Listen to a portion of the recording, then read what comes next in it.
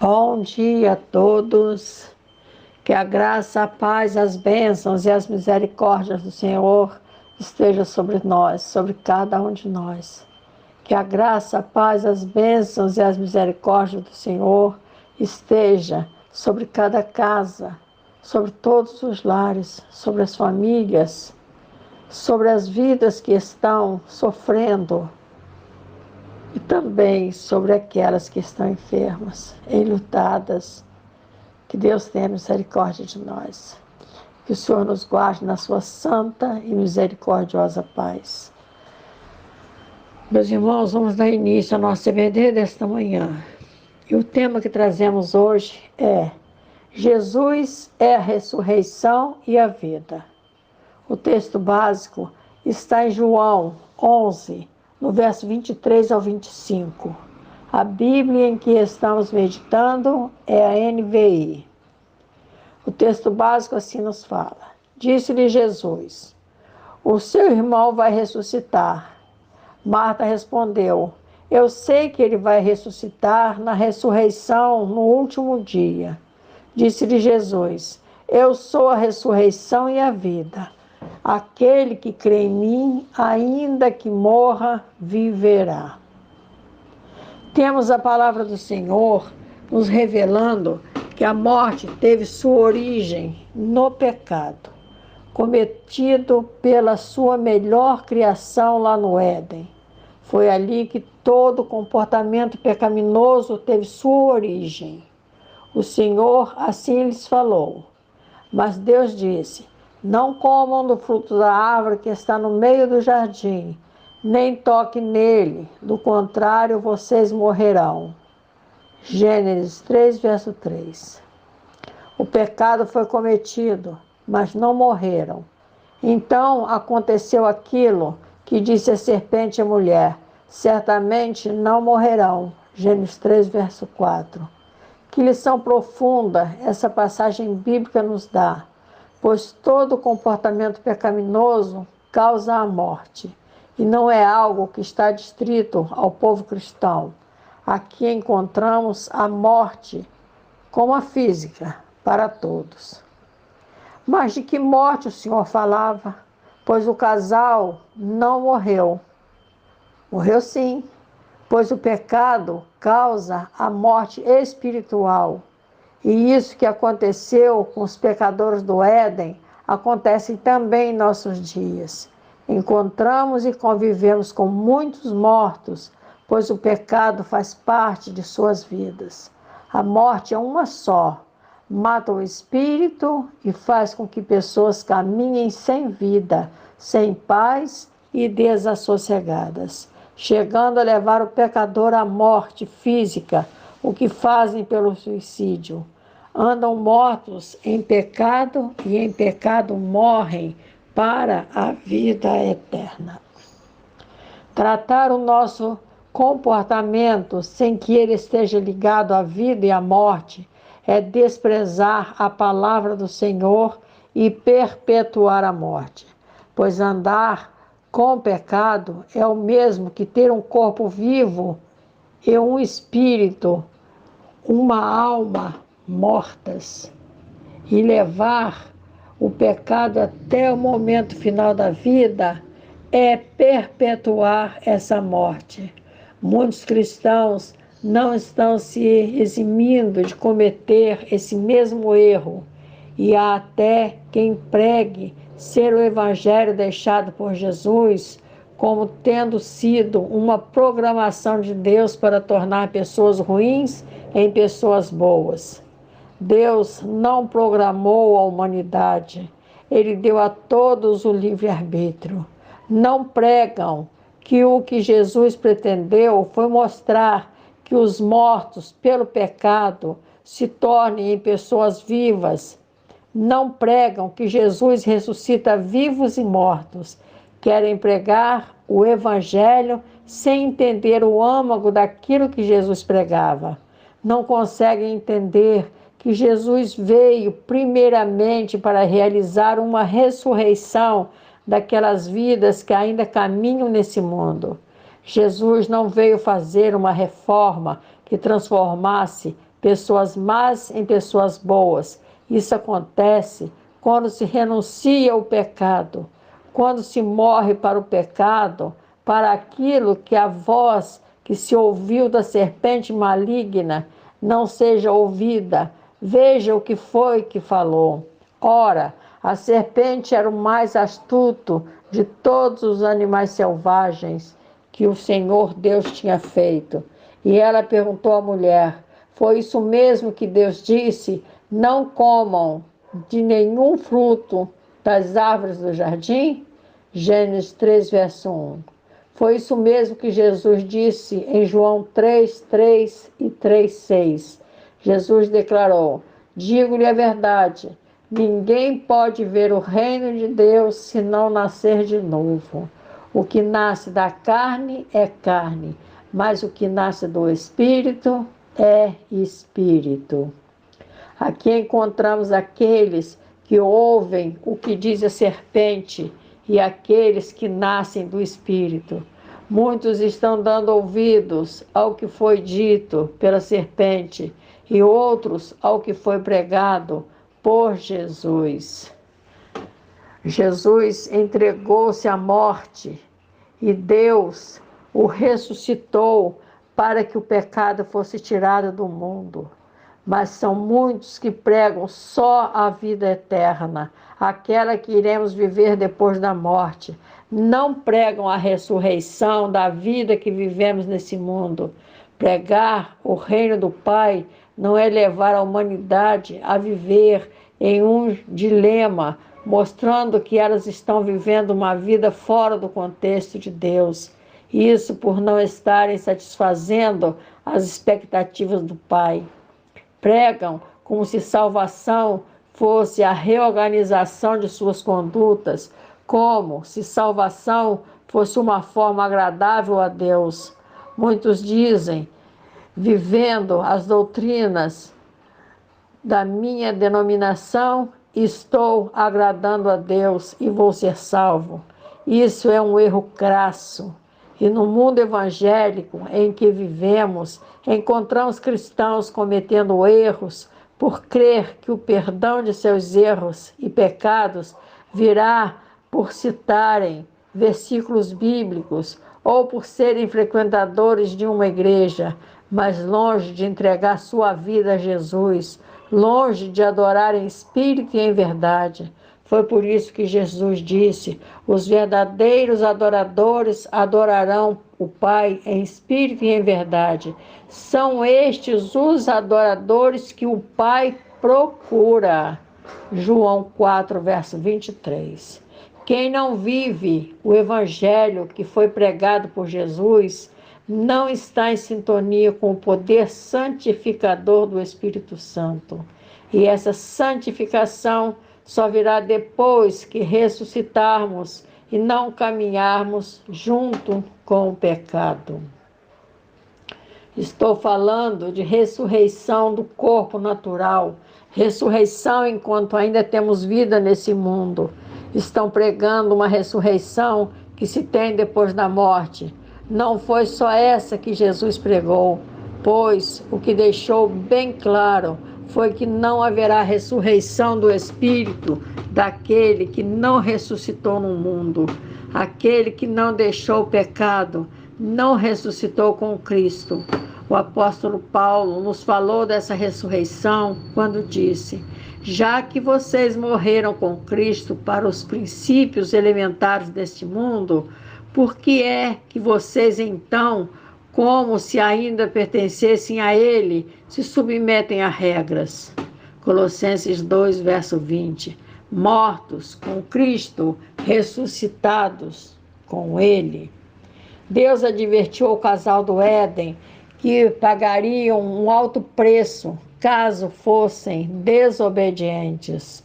Mas não coma da árvore do conhecimento do bem e do mal, porque no dia em que dela comer, certamente você morrerá. Gênesis 2, verso 17. Eles pretenderam ser como Deus, e ao ouvirem da serpente que o comer do fruto os tornaria sendo como Deus, se apressaram em comê-lo, e foi nesse momento que se deu as suas mortes, pois a serpente assim falou: Deus sabe que no dia em que dele comerem, seus olhos se abrirão e vocês serão como Deus, conhecedores do bem e do mal. Gênesis 3, verso 5. Será que em nossos dias tem quem esteja ouvindo a voz da serpente? Certamente que sim. Querem ser como Jesus, mas pregam como a serpente. Quantos estão sendo levados a viver nesse mundo como mortos por não conhecer a ressurreição enquanto vivem, enquanto estão aqui neste mundo? Mas como será ressuscitar enquanto se caminha nesse mundo? Sei que tem muitos cristãos que só receberam o ensinamento de que haverá ressurreição depois que morrer, depois que o corpo baixar a sepultura. Mas o que Jesus ensinou foi que veio para tirar o pecado do mundo. E só aquele que renuncia o pecado no mundo, ressuscitando enquanto vive, é que ressuscitará para uma vida eterna, porque em sua morte, Jesus Cristo absorveu a nossa morte e ressuscitou triunfantemente para remover todo o pecado daqueles que o recebem como sendo o único, suficiente, justo e eterno Salvador. Vocês se lembram do estudo que foi apresentado e que falava de que Judas caminhou com Jesus e o traiu? Tem muitos hoje que estão caminhando com ele hoje e o estão traindo. Não entendem que na promessa da ressurreição, tanto o pecado como a morte perde seu poder quando ressuscitamos, quando morremos com Jesus. Nós vivemos realmente, não importa se no mundo natural ou no espiritual. Foi isso que Jesus pregou e essa é a sua promessa. O maior problema que a humanidade enfrenta é a morte. Todos se preocupam com a morte física e todos querem ressuscitar. Aquele que se recusa em ressuscitar do pecado sabe que não irá ressuscitar quando a vida findar, e morrem por ouvir a serpente maligna dizer a eles que irão ressuscitar reencarnando, como a palavra nos fala que Jesus veio para aniquilar o pecado mediante o sacrifício de si mesmo. Da mesma forma como o homem está destinado a morrer uma só vez e depois disso enfrentar o juízo. Hebreus 9, 26, 27. Aquele que está morto pelo pecado vai ter que enfrentar também a morte espiritual. Estando aqui nesse mundo, ainda clamam por Deus, pedem ajuda a Jesus, mas a morte espiritual é estar separado de Deus, de Jesus e do Santo Espírito para sempre. É sabermos que todos terão que morrer e depois que essa vida for deixada, não haverá mais clamor. Nada mais lhe será possível fazer para aproximar-se de Cristo. Com quem queremos morrer, sozinhos ou com Jesus? O que pretendo trazer com esse estudo é mostrar que com a morte de Jesus, ele absorveu a nossa morte. Ele levou consigo os nossos pecados e nossas transgressões. Ele ressuscitou em triunfo para remover todo o poder do sepulcro que representa a morte. Nem o pecado, nem o sepulcro, nem a morte tem mais poder sobre a vida dos verdadeiros cristãos, pois quando o Pai ressuscita, o Filho ali, o pecado e a morte perdem o seu poder. Quando vivemos com Jesus, ressuscitamos do pecado e viveremos em uma vida de gozo, alegria e satisfação. Aqueles a quem Jesus resgatou do pecado são resgatados da morte. O profeta assim profetizou. E os que o Senhor resgatou voltarão. Entrarão em Sião com cantos de alegria Duradoura alegria coroará as suas cabeças. Júbilo e alegria se apoderarão deles, e a tristeza e o suspiro fugirão. Isaías 35, verso 10. Assim é viver com Jesus. Ressuscitar é viver uma vida de santificação. A santificação, ela vem quando entendemos de que em Cristo morremos para o pecado e que em Cristo ressuscitamos. Ressuscitar em Cristo, ainda em vida, foi isso que Jesus falou com Nicodemos quando disse, Jesus declarou, digo-lhe a verdade, ninguém pode ver o reino de Deus se não nascer de novo. João 3, verso 3. O que ele falava é que a nossa vida tem que passar por uma inspeção constante, buscando do Espírito Santo, onde foi que erramos e entristecemos o coração de Deus. Quando nos arrependemos e pedimos perdão com sinceridade de coração, estamos renunciando o pecado e recebendo de Jesus a ressurreição de nossos pecados. Nós que vivemos a palavra, vemos com tristeza que um dos pecados que enfrentamos a cada dia é nos afastarmos daquilo que Jesus ensinou, é nos distanciarmos do evangelho que foi pregado por Jesus. Hoje vemos muitos cristãos se afastando dos ensinos do evangelho, se preocupam em aprender muitas coisas, mas fogem do ensino da palavra de Deus. Não há bom se não conhecer os caminhos do Senhor, e só conhece esse caminho se andar com Jesus. Foi ele quem disse, eu sou o caminho, a verdade e a vida, ninguém vem ao Pai a não ser por mim. João 14, verso 6. Não vemos os pregadores se preocupando mais em pregar o que Jesus falou em seus últimos momentos naquela cruz. Ali Jesus dizia para o mundo e para o Pai, está consumado. Mas o que estava consumado? Será que Jesus não estava nos dizendo que em suas últimas palavras naquela cruz foi que a obra estava consumada, que a sua tarefa estava cumprida, que a luta já havia passado? Mas ao invés de pregarem que Jesus havia consumado seu ministério aqui na terra, estão pregando dízimos e ofertas, gastam um tempo enorme com isso, estão pregando um propósito diferente daquele que Jesus determinou que fosse o propósito das igrejas, daqueles que se nomeiam sendo discípulos e que deveriam fazer o que vemos em Marcos 16, 15. E disse-lhes, vão pelo mundo todo e preguem o evangelho a todas as pessoas. Esse deveria ser o principal propósito das igrejas. Poucas são as igrejas que pregam que quando Jesus morreu na cruz do Calvário, ele estava concluindo a maior obra que já se teve notícia aqui na terra. Foi uma obra tão infinitamente grandiosa que superava todas as dificuldades que alguém já viveu ou pode viver nesse mundo.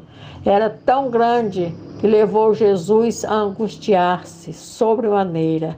E antes mesmo de percorrer por todo aquele sofrimento por onde teria que passar, ele recitou palavras que até em nossos dias nos comovem e sentimos em nós aquilo que foi por ele dito naquele momento, pois foi assim que falou, vim trazer fogo à terra, e como gostaria que já estivesse aceso, mas tenho que passar por um batismo, e como estou angustiado até que ele se realize. Vocês pensam que vim trazer paz à terra? Não, eu lhes digo, pelo contrário, vim trazer divisão. De agora em diante haverá 5 numa família, divididos uns contra os outros, 3 contra 2 e 2 contra 3. Lucas 12, 49 e 52.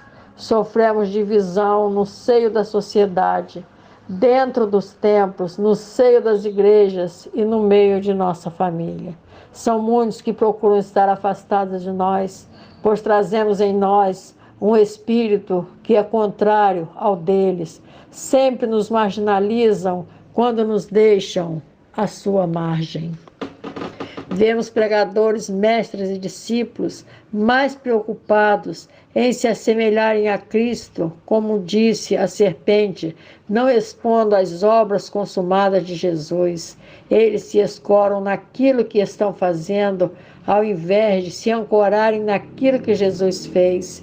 Estão possuídos do veneno da serpente, veneno que destrói o evangelho que Jesus pregou, veneno que enxovalha o reino de Deus, que faz com que nós cristãos venhamos muitas vezes a servir de chacota de muitos que são levados ao pecado e ao afastamento de Deus, comportamento que traz a divisão entre as pessoas, como disse Jesus quando caminhava para o Gólgota.